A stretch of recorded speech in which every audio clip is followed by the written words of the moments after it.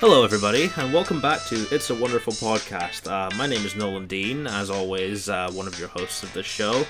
With me, of course, is the dazzling, the handsome Mr. Morgan Robinson. How's it going, buddy? I want to see if you're okay first. I think dazzling is quite the compliment to start off, I must say. No, I'm not okay. I'm not okay. Why? I don't know why you'd think I would be okay. After, remember that time we watched Witchfinder General and it was all very nice and you felt horrible about it?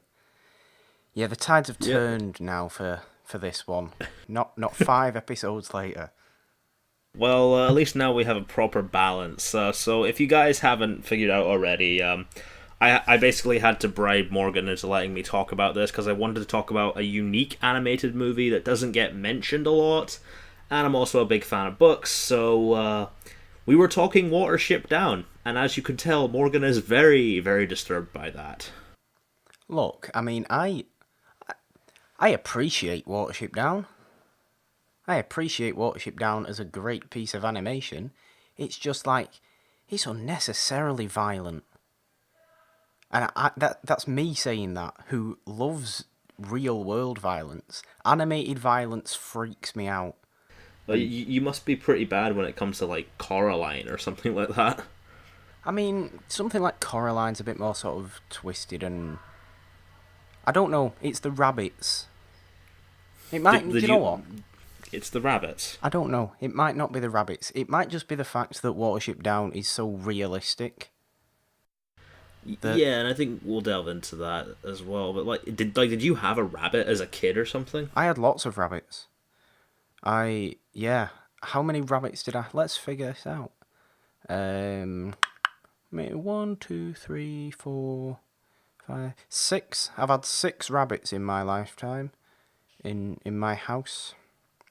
So, pretty familiar with rabbits. Did you ever tell those rabbits that if they didn't do what they were told, Woundwort would come and get them? No, I didn't do that. I didn't. I can tell you're less than enthusiastic about this. No, don't get me wrong. I'm just putting on an act. I am very enthusiastic.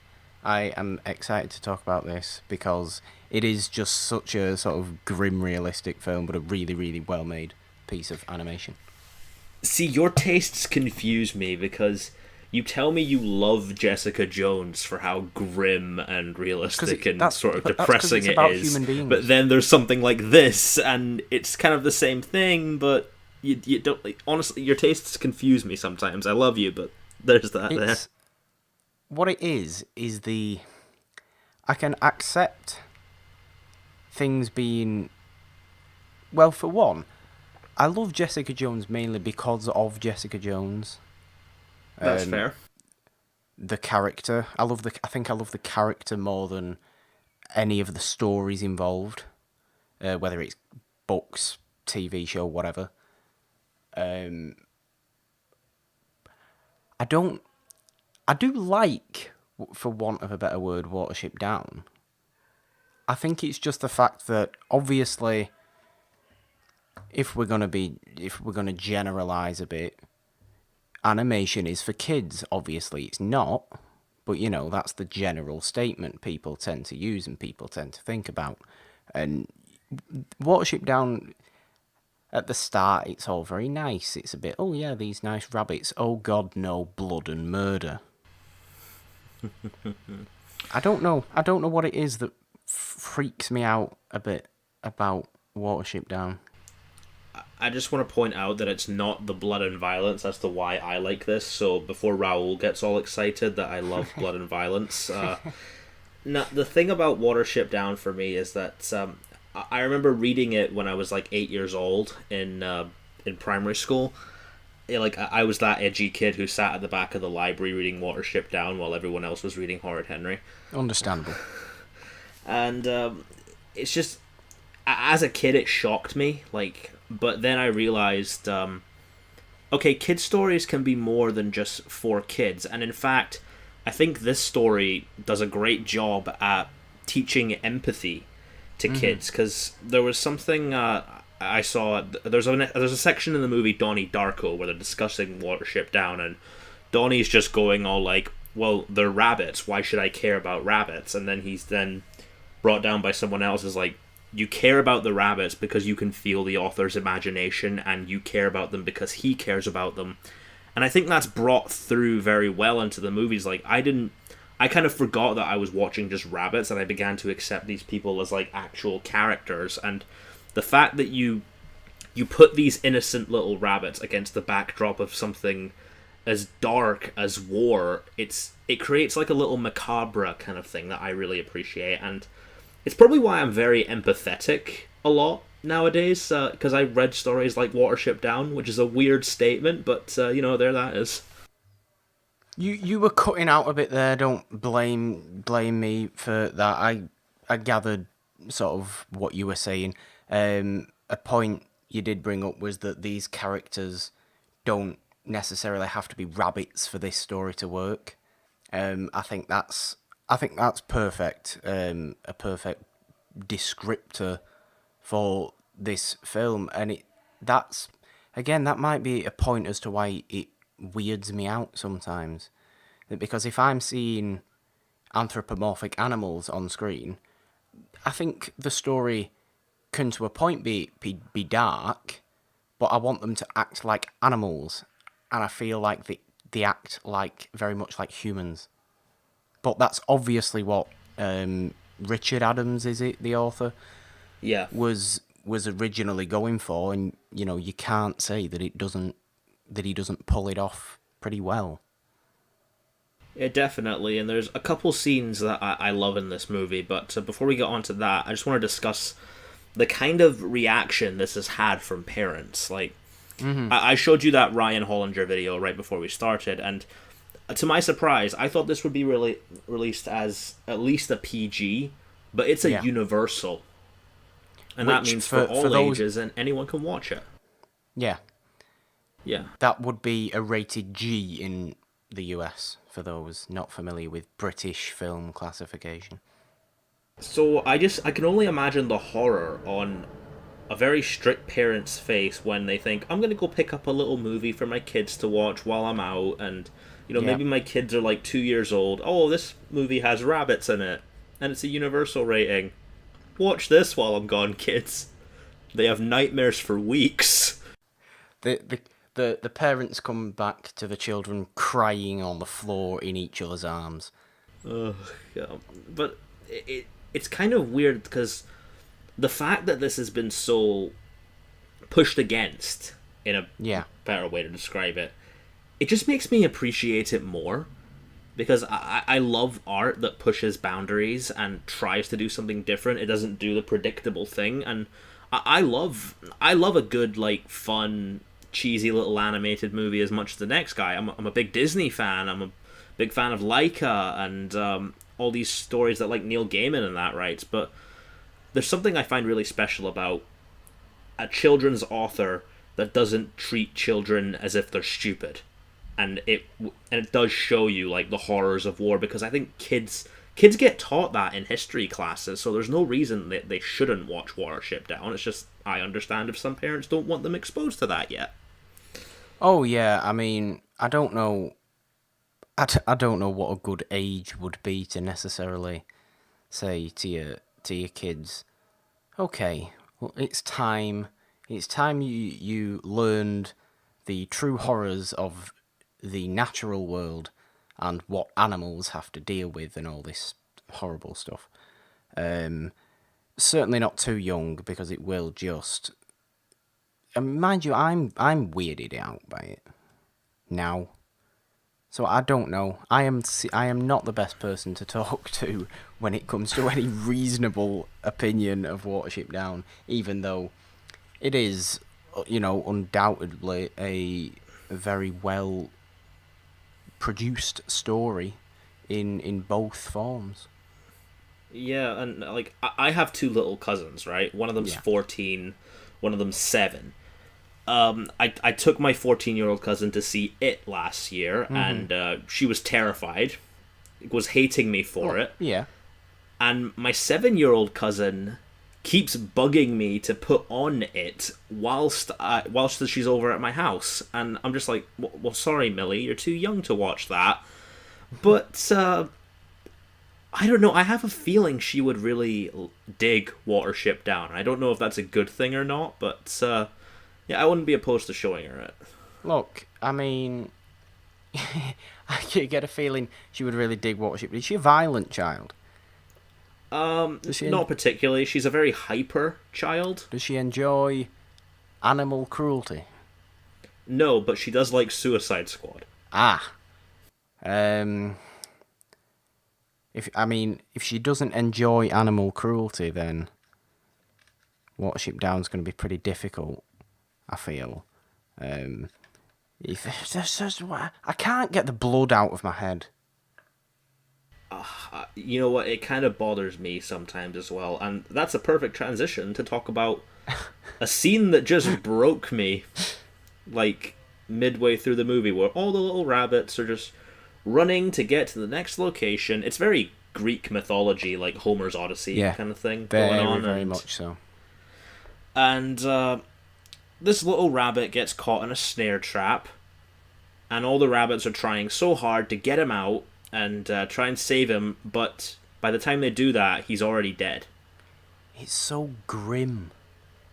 I think it's the blood coming out of the mouth that really gets to me. It is. I can't. It's not an image you can easily describe because it just looks like if you went into a field and saw a dead rabbit lying there, it'd like, oh, that's a shame.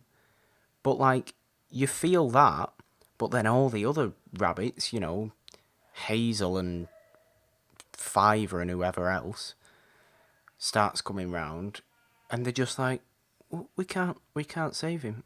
We're trying to save him. Please don't die. I think what are we gonna do now? Now that he's gone. Ultimately, he doesn't actually end up dying, thankfully. But it's just like they just seem to accept that he's just dead, and it's just very matter of fact about that. There's no sort of over emotion at all, and Bigwig, I think is the rabbit's name. He just it's as though he has died, and it's just really, like I said before, it's got this really realistic feel to it, but also it is that realistic feel that does make it such a sort of oddly disturbing film, but also one that is, you can easily appreciate. Okay, well, it's kind of interesting to me that you compare this to like seeing a dead animal die, and that immediately gets into like it taps into that empathy that I think all of us have. But there's, like you said, there's something different about seeing it through the eyes of those rabbit characters, and especially since I always assumed before I saw it that the whole blood in the field thing was like an ending scene, but that's in the very beginning, and like it's sort of a there's a lot of religious undertones to this story.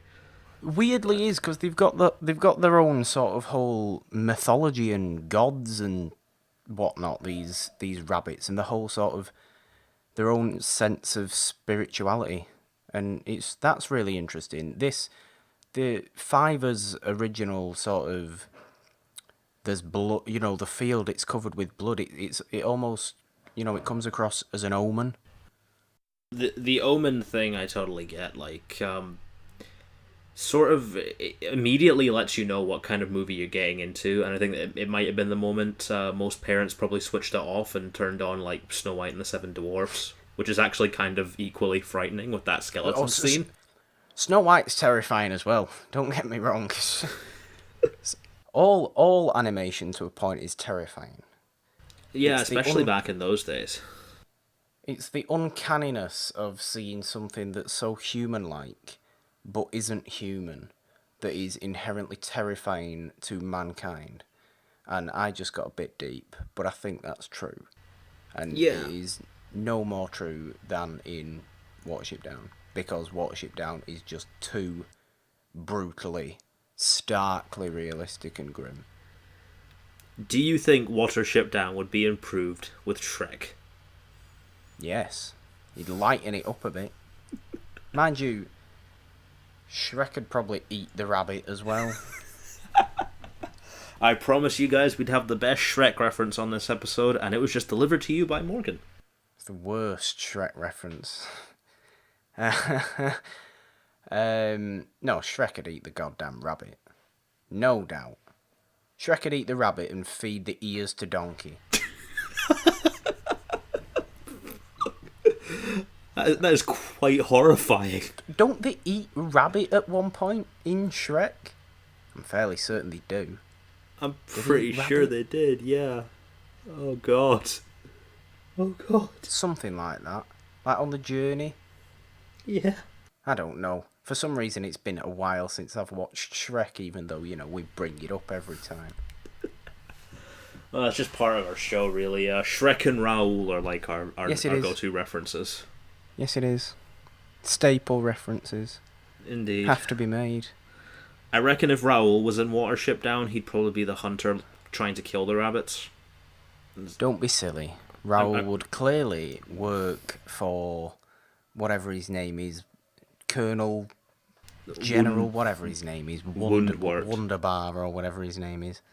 I forget his name. Begins with a W. Wundwort, I think his name is. He's a dictator, let's be fair. Mm-hmm.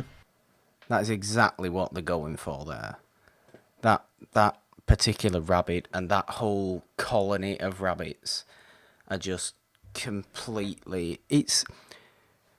An interesting thing about Watership Down is that it's sort of...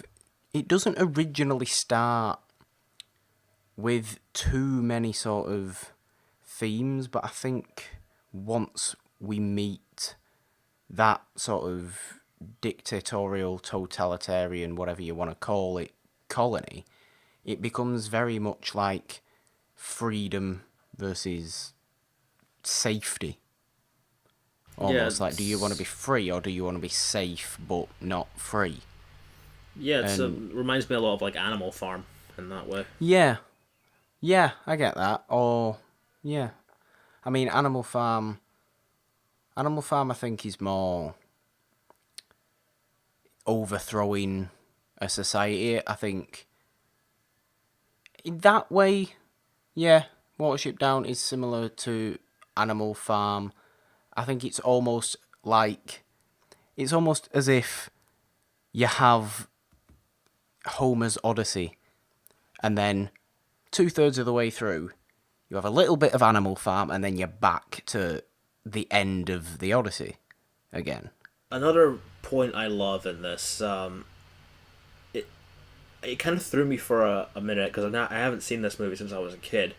The bird that just shows up. Oh, the bird was ridiculous. It was so weird. Like, I didn't know if it was a predator, or if it was trying to kill them, or just wanted to be free like them. I don't know. It was confusing. Maybe it's like a metaphor for how ambiguous people can be in war, I guess. But it was just like, it felt like it distracted from like the overall story. Thing is, I think, he's a necessary sort of character, because without him, basically they would all be dead 15 minutes before the film ends. But when he turns up, I forget his name because everyone's got really weird names in this. I don't know his name either, film. Hence why I called him the bird. He's, like the seagull, I think he is. And I sort of viewed him from the off when he comes in as the sort of false hero who was going to end up betraying them and, ended up helping to hurt or kill them in the end. Very similar to, a Gollum type character. To use a pretty well-known version of a false hero. But obviously he wasn't that, and he just sort of acted as this really odd... Like, I don't even know if it was supposed to be comedic, because to have something like that in a film like this wouldn't have worked. I think it's weird too, but he does add his fair bit to the story, so fair enough. But like, I don't know what. Oh, he's Watership Down's not a thing you kind of put comic relief in. No, exactly. I mean, he's a useful character. He has his uses. He does his job, and he helps the heroes, the rabbits, win the day, for want of a better phrase. But this just sort of the way he's presented is very odd. It's like, to me, if take a movie like The Babadook, which is very dark and very heavy. Yeah. Now insert a character who's just there to put like Marvel Cinematic Universe quips. Weirdly, I get what you're trying to say, but also people know my feelings towards The Babadook and the fact that it was entirely ruined by the child. True. And Do you think I think a child would have also... Actually, introducing a child into this story might have added a little bit of that hope they were going for. Like a little kid rabbit? Not just a little kid, maybe just like a little kid who likes rabbits. So it's sort of like an audience. Like a human child. Yeah. I don't know. It's an interesting idea. That's my Watership Down fan fiction. Oh dear. You have a little detour where a kid adopts the rabbits and takes care of them, and they see that the world isn't so scary until like the dogs come and try and kill them. Well, I mean, I think if you put something like that in, I think it wouldn't make as clear and big a point as it does make. In that, the world outside is very... there's a lot of obstacles there. It can be very, very dangerous, but you've always got to keep this hope, and through this hope, good will come in the end. And of course, good does come for the rabbit warren, the rabbit colony, in the end. Despite all these sort of very dangerous obstacles that they go through. I think to add an element which would be like where they start to realise, earlier on that this would have happened, or, that certain individuals in the outside world are helpful, and I don't think it would have been as effective at the end when Hazel is, sort of successful, basically, in doing what he set out to do in the beginning. Mm-hmm. And he tragically passes on, but right before... Not tragically so. I don't think... He passes on, very similar to the third Peverell brother in Harry Potter. He greets death as an old friend. I like that reference a lot. I thought you would. Or as Harry Potter himself, he passes on in such a way because he, of course, ends up going on to presumably live in the afterlife with his rabbit god, who I also forget the name of because he's got a really weird name. It was like Prince El Rabbito or something, like... I don't think it was El Rabbito. I think that's just like some sort of magician's name you've brought up there. I know it was something that sounded like rabbit. El Aria or something like that, I think. I don't know. They all have this weird... It does... The rabbits have the gods. And it's strange. But it's also... It brings more intrigue for the rabbits when they have their own culture, or for any sort of film or story where there's anthropomorphized animals, when they have their own fully fledged culture, because it obviously feels more human and therefore I think is more successful at creating a sort of reaction from any audience watching. Yeah, I completely get that, and you need world building like that in a story like this for it to really work. And we just got to nearly the end, though. This is kind of, I'd say, my favorite part of the movie. It does involve Woundwort, the dictator, dickhead rabbit, who's clearly, oh god, he'd be like that creepy uncle that you refuse to invite to parties, who's also very racist. He's clearly very racist. I mean, there's no racism, there's no racial elements at all in Watership Down. But he's a dictator. Of course he's racist. Aren't all dictators racist? Isn't that Pretty much the way dictators go? But I don't know. Probs. I kind of like that. Near a point, he doesn't necessarily want to die, but like the idea of war has just consumed him to such a tragic idea that he doesn't see fight or flight. He just sees fight. Like that's all you can do. And it's like Shakespearean. There's a big tragedy to that, and the idea that he still wanted to stay back and fight the dog, and that image of him where he's like charging towards it looks like a monster. It's probably, for people who aren't as familiar with Watership Down, it's probably the image that you already know if someone's brought up Watership Down. A bloody-mouthed, rage-fueled rabbit just diving across your screen. Yeah.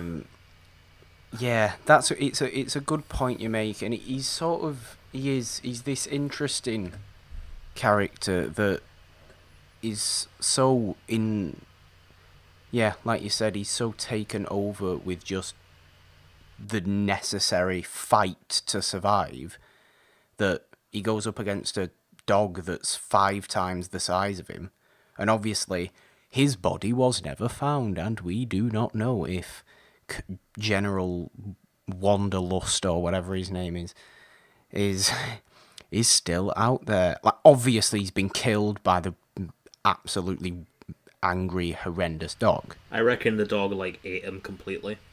Of course he did. I'm not having the sort of nonsense ambiguity of the ending of Watership Down. That dog has destroyed that rabbit. You just nearly called him a man, and I think that shows how effective this story is. I did nearly call him a man, but that is only because I am a human being, and I naturally assume everyone is a human being. It's not good. It's like when you always assume a dog is a male dog. Why do people do that? You just always assume it is. I didn't think we were going to get this philosophical on the episode, but... But you know what do you know what I mean, though? Yeah. Like, you shouldn't. It's just sort of natural. Patriarchy. Blame the patriarchy. That's what I'm doing. I'm blaming the patriarchy prevalent in society. I've been blaming the patriarchy for a lot of things this week, but not Watership Down or dogs. I'm not blaming the patriarchy. I'm blaming the patriarchy for people assuming that all animals are male when you first see them. Like, they don't even think. That can't just be me. Blame the patriarchy. Oh my god. That's the theme of today's episode. I think it's a good message. It is a good message, yeah. Patriarchy. I didn't expect us to go into this direction. The patriarchy is generally quite poor. Oh god. Well, name something the patriarchy's done well recently in the real world. You can't. Nothing. You can just name the things they've done horribly. The patriarchy created Watership Down and made Morgan watch it 5 times, like Clockwork Orange style. Yeah. No. I wouldn't be forced to watch this. I'd watch Watership Down. Yes, like I said, it's quite sort of grim and sad. But I would watch Watership Down. It's not one of those one-time watches, let's move on, that was horrendous. Like Witchfinder General. No, not like Witchfinder. Always watch Witchfinder General. Maybe you feel that way about Witchfinder General, but I can't be as that harsh to Watership Down. I couldn't be as that harsh to Watership Down because it's a really impressively put together film. And the performances, which we haven't even talked about, the voice performances just add so much depth to these characters. Not least of all John Hurt, the late great John Hurt, who we all love. As Mr. Ollivander, bringing it back to your Harry Potter's references. As Mr. Ollivander, of course, yeah. But as Hazel, the protagonist, who's sort of...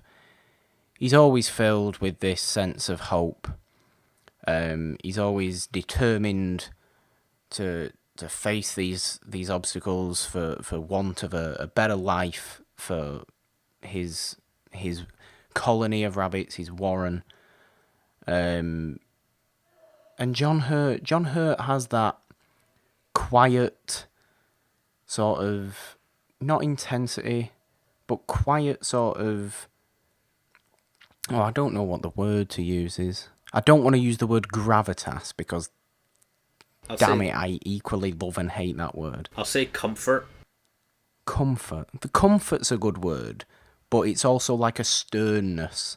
Like you trust anything John Hurt will say. Yeah, I definitely see where you're coming from. And oddly enough, something I discovered just before we started recording this.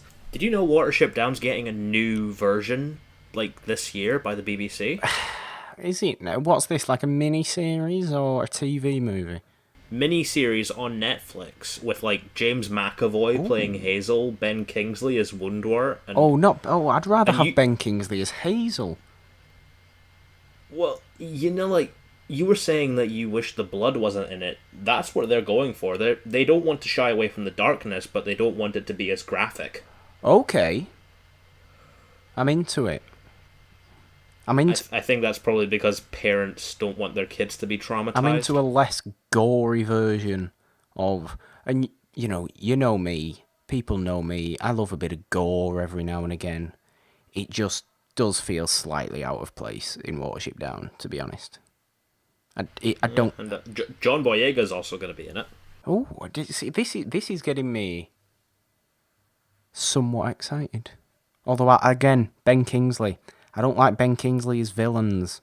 Ben Kingsley's too nice. I like Ben Kingsley. I like nice Ben Kingsley. I get you. It's, it just goes to show, because, like, this is a 400-page book that they put into a 90-minute movie. Still did a pretty good job of it, but... I mean... if you can take it into 4 hours of television, we could get a great adaptation of this story. I mean, you've read the book. Maybe it was... a long time ago, but can you remember any sort of elements that were in that weren't in this that you thought should have been? I never really got a sense from this adaptation the adventure vibe. That's fair. This felt a lot more like a survival story and like sort of nihilistic in a way, but with a little bit of hope. The book is a straight up, it has all those dark elements, but it's first and foremost an adventure story. Okay. Maybe I'd be more interested in the book then. You like a book better than the movie? Yeah. God. It's not a scandalous statement for me to make. You just want me to say it because it's what you always say. I'm onto you. I know your game. I know. Yeah, no, though, I mean, I think I'd like that, because I do like the journey aspect, the hopeful journey aspect of it, and then it's just sort of cut with these really graphic scenes of really well animated blood that's just nasty to watch little John Hurt rabbits get shot and such things. You know what my brother William's like. We were watching this, and then during the snare trap scene, he was just like, "That rabbit's dead. That rabbit is completely dead. All those rabbits are gonna die. Why are you making me watch this?" Oh, God. I mean, like the sort of, for want of a better word, fight scenes, whether it's between rabbits or rabbit and cat, rabbit and rat, rabbit and dog, like, they're pretty intense. And like rabbits have blunt teeth, and they're still tearing through like flesh and stuff. Like, why are they so intense? Oh, that's another thing. Like, the animation of a rabbit biting another rabbit's like neck and fur coming off, and just the drip of blood coming out. It's nasty to watch. I think it's because it's got that sort of sense of uncanniness, the realism that's not perfectly realistic, but looks, and you acknowledge that it's real enough that it just freaks you out. yeah, I definitely see that, and for all intents and purposes, I do believe this is a story that should be taught in school. Like, I'm not one of those parents that would protest it, because when parents are protesting books and movies, I just find it ridiculous. Oh no, I mean, people need to learn about the realism of the world. You can't, like, especially like stuff like farms, like, people need to know what a farm is actually for. Yeah, it's not like a peaceful little thing where a nice old man lives named Old MacDonald. Yeah. It's not like, cows live on this farm, bet they have a nice life. Chickens, pigs, sheep, it's all very nice on this farm. The farmer just looks after... No, the farmer kills those animals and sells them for profit. There's a reason that he kills those... He breeds, kills, and sells those animals for profit. And that's what a farm is for. Might even have sex with them too. Why? Why even bring that up? No, that just reminded me of a Frankie Boyle joke. Why even bring that? I am disturbed. I don't know why. Like, there was a thing I was watching at a Frankie Boyle DVD where a guy goes, "Yeah, I handle livestock," and Frankie Boyle just says to him, like, "Yeah, what do you do with the livestock after you've fucked it?" Oh, God almighty. Well, he's brought it on himself by saying he handles livestock there. It's a really stupid way of phrasing anything. That's true. But like... No, but I think you know what I mean. Yeah, and I get it. You shouldn't... Like, I'm not going to go... If in the unintentional future, if I have a kid, I don't know, my little daughter, I'm not going to show my little daughter, like, Saw, or The Conjuring, or anything like that, but if I was the principal of a school and a parent was complaining to me about showing them Watership Down, I'd just be like, okay, Sharon, sit the hell down. Why is she called Sharon? You've just alienated anyone listening called Sharon. I don't know. It just first one that came into my head, and I had to deal with someone called Sharon at work. Hi, Sharon, if you're listening, we love you. Please keep listening. Don't listen to him. But, like, Sharon, your kid probably plays Call of Duty and Grand Theft Auto. They're not as desensitized to violence as you may think. Kids are a lot smarter than you think, and they would know the difference between fiction, reality, and ultimately what Watership Down, it doesn't like glorify the violence or anything. It uses the violence as a method to show that these aren't just like animals that you look at in a pretty picture. These are like, they're beings with feelings, and if anything, that's gonna encourage people to maybe look at like other countries where people are not living in great conditions, to look at that with empathy. And when a story can do that, like, hey, I run a show called Stories as Lessons. Mm-hmm. Watership Down is truly a story as a lesson. Yeah. And I love things like that. I get that. I get that completely. What was I gonna say? Oh God, no! Oh, brain melt. No, I've just had a horrible brain melt. Nightmare. The worst. You were talking about, what were you talking about? Oh God, I hate it when this happens. I hate it so much. I hate it so much. Desensitized to violence, fucking livestock, No, you were talking Sharon, about you were talking and about desensitized to violence, and I was gonna bring up survival of the fittest, and that's what I was gonna talk about, because obviously the go real, ahead. the real world is very much survival of the fittest, and this whole, like you were talking about desensitization, people being desensitized to violence, or it may be. People are aware that in nature, animals fight to survive. People learn about evolution and the idea of survival of the fittest, and Watership Down is just a representation of that.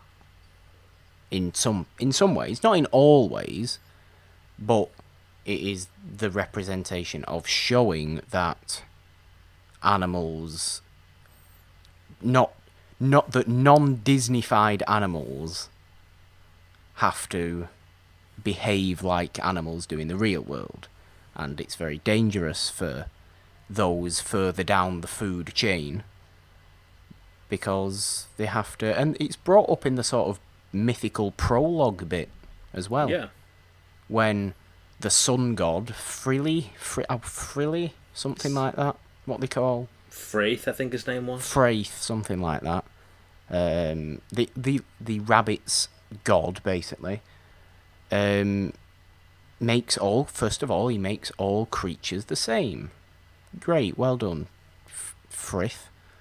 But then the rabbit one sort of is a bit smug and like disobeys him or whatever, and the god then creates the other animals as sort of to be a bit more of predators to the rabbits, but then also gives the rabbits the ability to for their cunning ability, their ability to run very fast, very quickly, all the stuff you think of when you think of rabbit. And this goes back to your point earlier about the sort of religious elements that it can, that Watership Down weirdly has, because that is sort of like a bit of creationism mixed in with evolution, because you never hear in the Bible, in the story of Adam and Eve or whatever, like things are just made as they are, right? A lion is a lion, a dog is a dog, a monkey is a monkey, a snake is a snake. But Watership Down has that, but then also acknowledges sort of that creatures have to change in order to survive. And to a point in the story itself, these characters need to sort of, like, Hazel is the one that I never it doesn't feel like he ever changes, because he's always got this hopefulness, but he sort of has to convince other people, or other rabbits, I should say, to change and end up surviving. It all sort of fits together, and I hope I've explained that to a reasonable degree. I think you have, and I think that's a pretty good note to end off of. And I have one question for you. Yeah. Have you ever tasted rabbit? I don't think I've ever eaten rabbit, no. Actually. Neither have I, but I've been curious to try it. I do not think I've ever eaten rabbit. You're curious to try it after watching Watership Down. No, I've always been curious to try rabbit, not just because of Watership Down. No, I don't believe I have. What do you think happened to all those rabbit corpses at the end? Some farmer came along and made a stew. Probs. Yeah, that's probably all. Sold them all for the skin or meat or whatever. Definitely.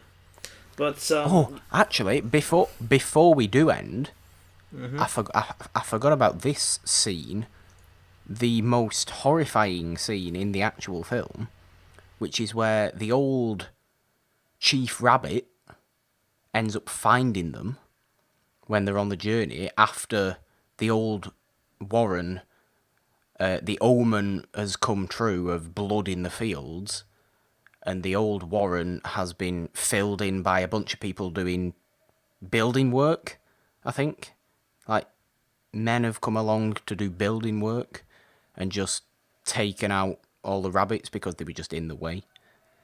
And his sort of telling of the story of what was happening and the sort of ghostly visuals. And I think he says a quote that's like, you know, you couldn't get out of the Warren for the dead bodies. Dead bodies were blocking up the openings. And it's just like, oh, that's just nasty, man. And obviously, while he's saying this, you're getting these weirdly ghostly, creepy visuals and cut together with a really bloodied up, damaged, old Chief Rabbit.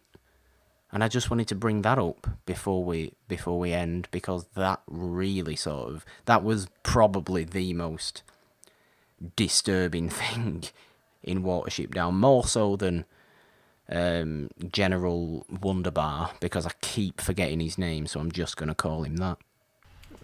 That is a good one to end off of, and I like that too. We didn't even get to talk really much about the animation style, like how it changes within the visions and the actual movie. Like, do it now. Go for it now. I love animation style like that, because I picked this because we were doing animation, but you do kind of get a little bit bored when you see the same kind of animation every time. But like doing it in this minimalistic kind of ghostly, creepy style, it kind of reminds me of like cave paintings, like the very first artwork. Yeah. And to have that added to the rabbit mythology, I appreciate that. Richard Adams, he was noted as saying, as in that Ryan Hollinger video, this story doesn't have a particular audience. It's for anyone who wants to read it. And for anyone that does read it, well, let's just say they're in for a ride. Yeah. I like, the animation style, when you think of older animated films, of course you think of something from Disney and something that's very, cartoony. It's made to look entertaining. It's made to look a bit, sort of, what do they call it? And not enlarged, exaggerated features, and like that. But mirroring the story and the themes and all of Watership Down perfectly. The animation, I forget the animator's name. Same here. I think it's the same. I forget his name, or her name, whoever it may be. But the style, for the most part, in the whole film, just looks like, a painting of the English countryside, a quite realistic painting of the English countryside. And it's a very realistic style of animation, I feel. I feel like which the rabbits... you can relate to because you live on a cottage in the English countryside. I do not at all. But I feel like the rabbits, look like rabbits that you would see, rather than looking like Thumper from Bambi. If all the rabbits in Watership Down looked like that, it wouldn't anywhere nearly be as effective.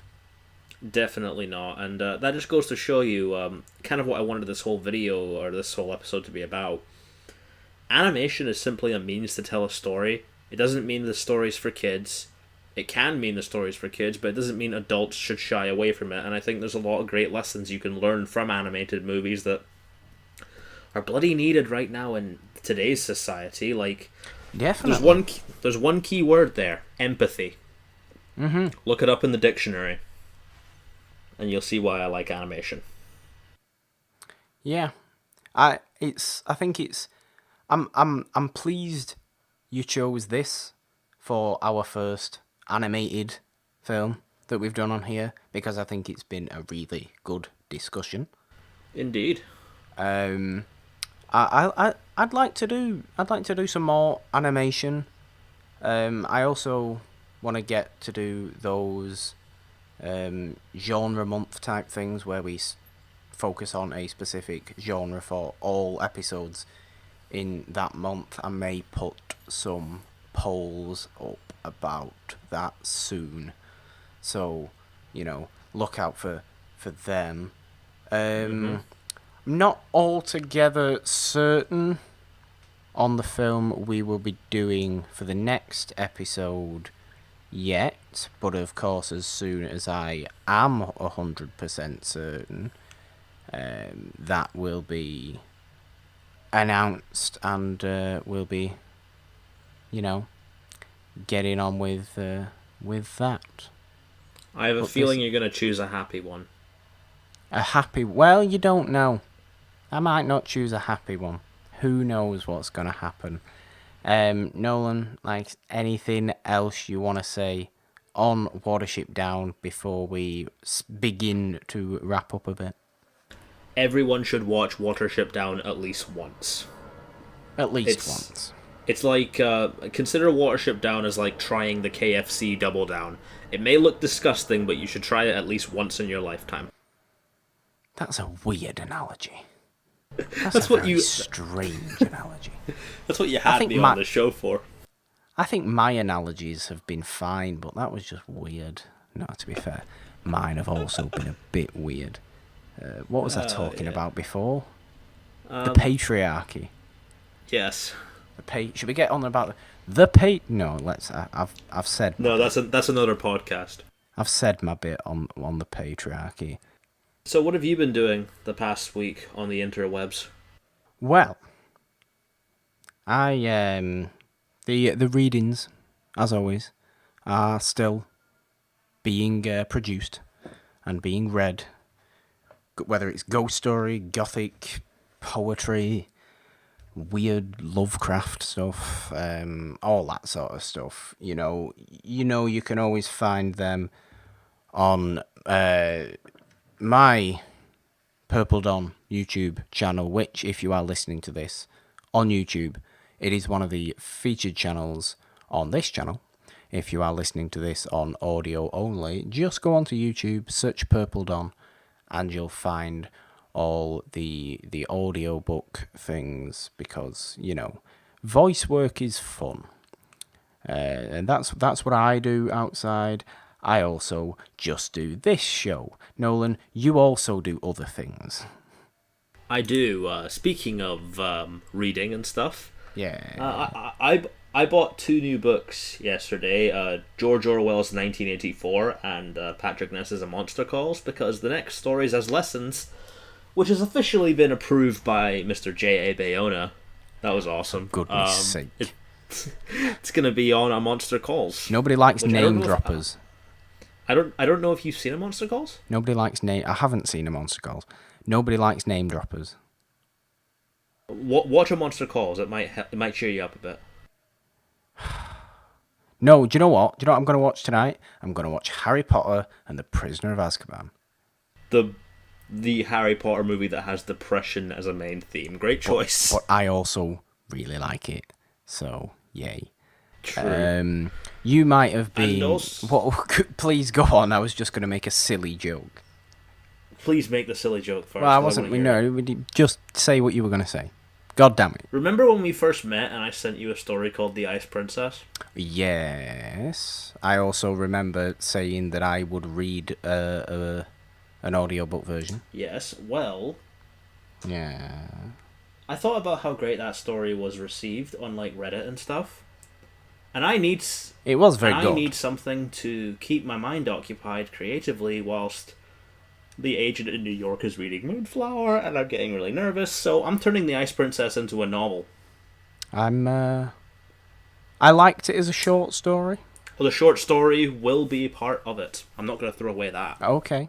I'm a short story kind of guy. It's a great story, and I mean, I'm all for you doing the weird stuff you like to do because you'll come up with something, no doubt, that's great, and it'll all just work out. Yeah, and I really want to, like with Moonflower Jones, I was like a really cool idea for a villain. With the Ice Princess, I kind of want to do like my sort of take on a Victorian Gothic style fairy tale almost with like a Michael Myers type villain. So it's gonna be really fun to get into. Well, yeah, I mean, you've got this sort of story there already. In the sense of Moonflower, you had sort of this cool idea of a villain that you built a story around. This, you've already got sort of a story that is just sort of gonna need to be expanded, and I'm sure you'll find plenty of cool stuff to expand it with. Definitely. And I look forward to that. I look forward to that more so than Moonflower because it's horror, Yeah, I totally get that. and I'm not a 12-year-old. Well, Moonflower has some horror elements in it as well. Well, okay, okay. Nolan, anything else you want to say before we go? It's summer movie season, and I'm finally going to be able to do some more stuff because, thank God, I'm out of school now. Ugh. Applause. It's been such a tough ride these last few weeks, and I want to get more people involved with this show, maybe, and we're gonna get some more guests on in the future. So, yes, perhaps. if you guys want to talk to me and Morgan, come join the group Movie Talk by Movie Fans because I'm always posting in there for some reason, and I'm always posting episodes of this in there, and there's some really great people. Yep. Who aren't making fun of Kelly Marie Tran. We love you, Kelly Marie Tran. Nobody should be making fun of Kelly Marie Tran. It's disgusting, and I hate it all. And we're not. Do you know what? We are ending on that because you're a bunch of scumbags. Indeed. Who are hating on Kelly Marie Tran because she's wonderful. And if you saw anything, you'd know that she was just a delightful soul. And look what you've all done. You've forced her to. You've forced her to delete a bunch of social media and basically just become a ghost online because she doesn't want to deal with it. And I don't blame her. Why would she want to deal with a bunch of creatures that have been just unnecessarily slating her for something that, look, I enjoyed Rose as a character. I know some people didn't, but it's not her fault that you didn't enjoy her as a character in the first place. She is, I don't know. I'm very angry about it, and to be honest, I didn't necessarily want to end on something like this, but it has to be said because it's just awful. And Kelly Marie Tran, we love you, and we hope to see you back in episode 9, and we also hope to see you back online being your wonderful self soon. Honestly, with Kelly Marie Tran, I want her to get the whole actor experience, like going on Broadway, starring in a couple of her own stuff like Kumail Nanjiani's done, and I don't know, play a villain or something, because she's just a delightful person, and that's the whole point. That's, what did we talk about that was the buzzword of Watership Down? Empathy. People, try getting some empathy once in a while, and if you also want to see more empathy, you can follow me at NolanDean27, and you can follow Morgan at the Purple Dawn, with a 3 instead of the E in the, because Patrice Evra. That's getting stuck in my head now. I feel like that's going to be your catchphrase. Patrice. Hi, Patrice. You're not listening. And are you excited for the World Cup? I am excited for the World Cup. I actually weirdly want to do. Maybe we'll talk about the World Cup next week if we actually want to weirdly talk about the World Cup. If there's any football movies from like the 30s onwards, then oh no. Do you know what? Might have to have a look for some. I'm sure there's sports movies. Oh yeah. There's sports movies definitely, but I might have to have a look for some actually. But if we want to talk about the World Cup a bit, we could talk about the World Cup. I might actually be doing a few little World Cup related things on the Purple Dawn channel anyway, with a bunch of people I know here, which could be fun if it actually ends up happening. But yeah, that is going to do it for this episode, I think. This was Nolan's episode, so of course, I'm just going to say bye and let him sign off. Thank you so much for watching this episode, or listening to this episode, or wherever you are. Remember to be empathetic, and go watch Watership Down. And until next time, guys, goodbye. Bye.